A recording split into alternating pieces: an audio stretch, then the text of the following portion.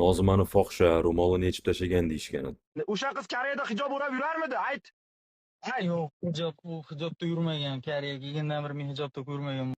Lekin muzlom qilingan Instagramiga qaraganda bu qizga shunchaki tuhmat qilib nomni qoralash maqsad qo'ygan. Nozi Koreyada o'ynab, yerdan pul supurib topadi deb o'ylashadi-ku mana-da. Mana o'ynab pul topayapman. Yerdan pul supuryapman mana. Ko'rasizlarmi? Endi lak sepsam pul sochilyapti.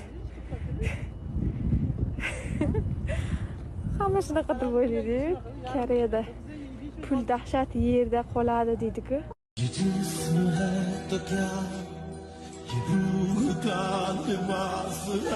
Videoda ko'rdinglar. Hattoki bloger Avaz o'zini tili bilan gapirgan edi, bu qizga ehson yig'maymiz deb. Bu qiz O'zbekiston fuqarosi bo'lgani uchun hech qanaqa ehson yig'maymiz. Ehson yig'maydigan bo'lsang, nafi keragi bor edi. Bu qizni butun dunyoga sharmanda qilib, orqasidan minglab la'natlar keltirib, oilasini butun dunyoga sharmanda qilib. Agar Alloh yo'lida qilishgan bo'lsang, bez video, bez nichvo shunchaki bu qizni murdasini O'zbekistonga jo'natib qo'yishsang bo'lardi-yu.